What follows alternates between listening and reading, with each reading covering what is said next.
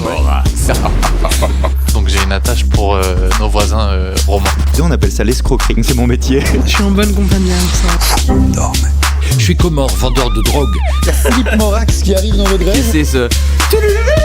Ça va donné de la peine. presque me faire oublier qu'il est 7h. L'invité du matin. Ils sont amis de longue date, ils jouent brillamment en ce moment dans une comédie, une cellule grise pour deux. Leur alchimie sur scène est évidente, alimentée par une complicité forgée au fil des ans. La pièce qu'ils jouent met en scène Michel, un cambrioleur endurci, et Serge, un maladroit attachant. Ils se retrouvent tous les deux coincés ensemble dans une cellule après un casse malchanceux. Entre répliques sanglantes et quiproquos, hilarant, le duo rappelle des tandems comiques du cinéma français avec des dialogues vifs et percutants. La pièce offre un divertissement inoubliable porté par le talent des deux comédiens. Je parle de Christian Savary et Jessie Cobel. Et ce matin, j'ai que 50% du spectacle avec moi sur le plateau. C'est Jessie Cobel. Salut Jessie. Bien le bonjour Philippe. Comment ça va ? Mais ça va bien. Mais alors il y a du monde sur la route comme ça ? il y a du, on va dire ça, voilà, authentique, au saut du lit. Voilà, il faut vivre dans l'action, hein, dans la vie. Je crois que c'est ça. C'est ça. Ce matin, j'étais un peu comme Mr Bean dans ce film où il part, il arrive en retard dans sa voiture, il se lave les dents avec c'est ça. les essuie-glaces, mais tout va bien. Bon, tout va bien. La magie du direct. Sur scène alors aussi. Oui, formidable. Avec ce spectacle. Formidable. On est en pleine tournée là. On a repris au mois de février. On était à Versoix encore ce week-end et puis là on se régale avec ce qu'on appelle avec Christian notre récréation de spectacle. Quoi. C'est une récréation ça, effectivement. Alors là c'est un exercice différent que celui qu'on a l'habitude de pouvoir apprécier quand on vient te voir sur scène. Ouais. Là, t'es en duo là, oui. en quelque sorte. D'habitude t'es tout seul sur scène. Là c'est du théâtre. C'est un exercice un petit peu différent que celui que tu as l'habitude de pratiquer. Ah bah complètement. En fait, Christian Savary est humoriste, tout comme moi à la base. On vient du solo. On s'est rencontrés au Swiss Comedy Club, donc vraiment au début. Et puis un beau jour, il est venu me faire lire ce texte que j'ai trouvé super. Ça a matché tout de suite. En fait, j'avais jamais fait de théâtre à proprement dit, à part à l'école. Et puis ça a matché tout de suite entre nous. Et voilà, c'est plutôt lui qui s'est lancé dans l'aventure en prenant un novice.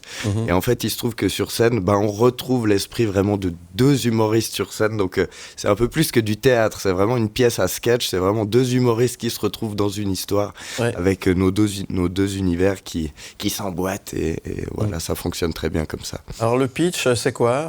Brièvement, là j'ai tenté d'expliquer un tout petit peu l'histoire. On ne peut mieux le faire que ce que tu l'as déjà fait tout à l'heure. C'est vraiment ça. C'est Michel qui a des années d'expérience, qui décide de s'associer avec un jeune pour la première fois. Et après 15 ans de casse en solo, là, bim, les pinces au trou. Et puis il a vraiment pas choisi le bon compagnon parce qu'il est, comme Christian aime le dire, attachant. Ça fait un peu penser au film Tais-toi, un peu avec Jean Reno. On va dire Jean Reno plutôt que Gérard Depardieu en ce moment. Oui. Vaut mieux, oui. Voilà, c'est un peu le même état d'esprit où il y a un gros dur et puis un imbécile. Et voilà, on passe par le casse, l'interrogatoire, enfin tout ce qui se passe avant la prison. Et puis donc leur séjour, leur cohabitation et le coup de théâtre que je peux pas dévoiler à la fin de la pièce. Et on se marre bien. Ah oui, on se marre bien. Du début à la fin. Ah ouais, et nous les premiers, je vois que vous mettez un peu des images de ce qu'on s'amuse à faire aussi à côté de la pièce. Ça c'était pendant le Covid en l'occurrence quand on pouvait plus jouer. Et justement avec Christian, c'est comme ça que j'ai découvert que je savais faire un peu des personnages, on va dire quoi. Est-ce qu'il y a une part d'improvisation dans vos spectacles ou bien alors vous respectez scrupuleusement à la lettre ce qui devrait être dit ou fait? Alors depuis la création de la pièce juste avant le Covid, parce qu'on a eu le nez, on l'a lancé au bon moment, là maintenant on est à la version 12 ou 13, enfin je crois que la dernière fois qu'on en a imprimé une version c'était la version 12 ou 13, mais tous les soirs on trouve des choses. Ouais, bien sûr. Et puis d'ailleurs c'est assez chouette parce qu'on a des gens par exemple à Versoix qui sont revenus depuis Orbe par exemple. Il y a des gens qui aiment venir redécouvrir, c'est vraiment ça, redécouvrir la pièce, même que c'est la même histoire. En fait, on est vraiment deux humoristes sur scène, donc il nous vient des choses et puis vu que c'est nos textes, on a une liberté totale. Et c'est pour ça que je parlais de récréation tout à l'heure. C'est que si on veut se permettre d'essayer des gags ou quoi, donc voilà. Vraiment, enfin, j'ai le sourire en parlant parce que c'est un des textes qu'on préfère jouer avec Christian. Voilà. Bah, ça fait bien envie de venir, en tout cas, de vous applaudir. Il y a une tournée en Suisse romande, on donnera quelques dates, évidemment, tout à l'heure. Avant ça, j'aimerais te poser des questions. Justement, tiens, Christian Savary, il n'est pas là ce matin, mais s'il était en face de toi ce matin, qu'est-ce que tu lui poserais comme question? Qu'est-ce que tu lui dirais? Alors, je lui dirais deux choses. La première, c'est qu'il serait certainement arrivé à l'heure, lui, même s'il vient de Genève. Et la deuxième, c'est que je peux juste le remercier de m'avoir amené le théâtre, en fait, dans ma carrière, parce que grâce à ça, j'ai fini dans des revues quand même. Enfin, c'est quand même né de cette collaboration. Donc voilà, je lui dirais juste merci copain. Joli. S'il y avait Pierre Auquesne. Oh, Pierrot Keigne, oh, Pierrot, je lui dirais honneur de t'avoir fait rire avec cette pièce et que tu aies accepté de nous filer un petit coup de main, puis surtout merci pour la bienveillance, c'est vraiment la bienveillance incarnée. Il a joué quoi, le rôle du regard extérieur En fait, Pierre, il est venu nous voir quand on jouait à la Chaux de Fonds, parce qu'il habite Neuchâtel, Pierre Auquesne, il est un peu quand même de chez nous, et il est venu voir la pièce, et pendant que je démontais le lit, il est venu, il m'a dit c'est bien. Je dis merci, il a dit j'aimerais bien un peu bosser avec vous, jeter un œil, vous filer un petit coup de main. Et donc on a eu la chance d'aller un après-midi chez lui à regarder la pièce, on se marrait, il nous réinventait des scènes un petit peu, et puis surtout grâce à lui on va jouer un petit peu en France, par-ci, par-là, donc lui aussi je dirais merci. Ok. Et à Bernie Constantin, qu'est-ce que tu dirais ce matin? Bernie Constantin, je dirais... c'est marrant, c'est pas toujours les questions les plus faciles.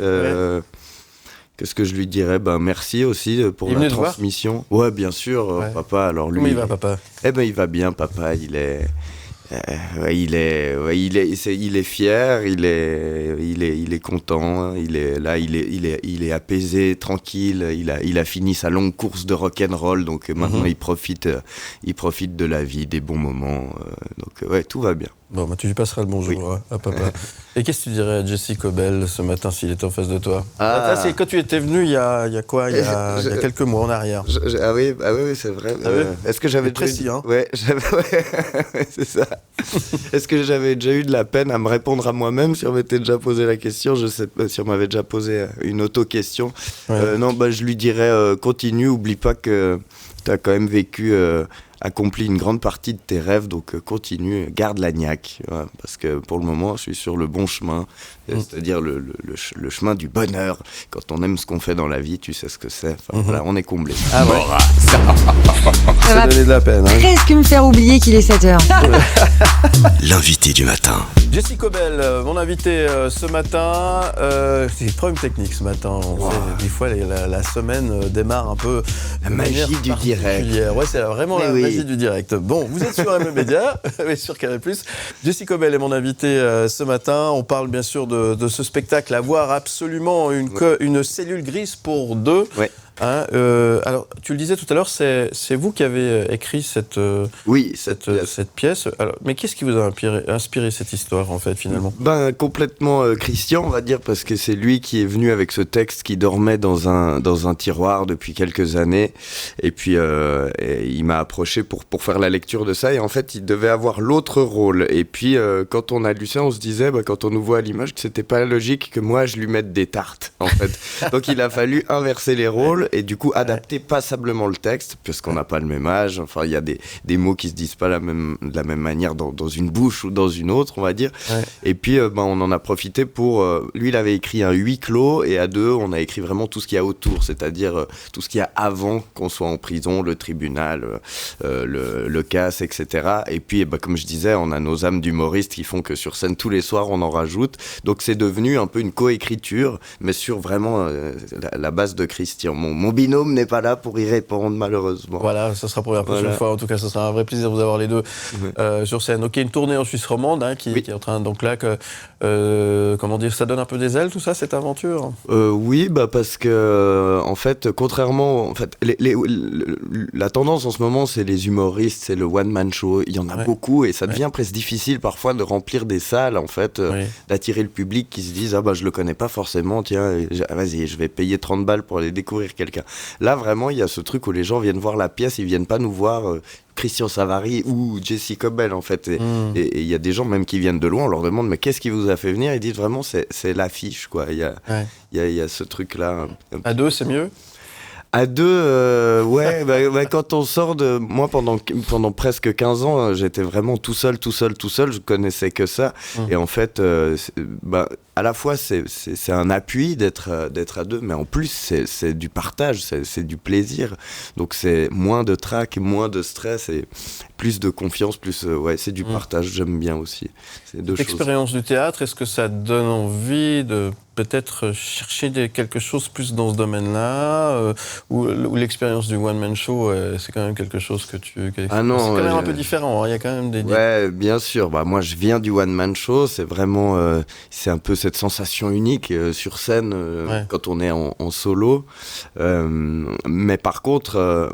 j'aime le théâtre et les revues parce que je me retrouve à jouer des choses que je ferais pas dans mes spectacles, mettre des perruques ou aller en maillot de bain sur scène, comme par exemple me pousser à faire Jean-Luc Barbeza, par exemple. Donc c'est vraiment l'aspect récréatif et de partager ça, de rencontrer des gens, voilà, et puis t'aimes bien les deux, en fait. D'améliorer son... Ouais, j'aime bien les deux, voilà. Donc, si on veut résumer ça... donc on continue à faire les deux, c'est ça. Pardon, j'ai pas entendu. Choisir, se renoncer, donc on continue à faire les deux. Voilà, c'est ça, exactement. Ouais. Et puis c'est varier les plaisirs, c'est vraiment ça. Ouais. Bon, c'est très bien. C'est l'heure de la rafale des questions. La rafale de questions. T'es prêt ? Attention, ça part dans tous les sens. Ok. Pendant 1 minute, t'es prêt ? Ok, ouais, on verra. C'est parti. La rafale de questions. S'il fallait recommencer quelque chose, qu'est-ce que tu ferais différemment ?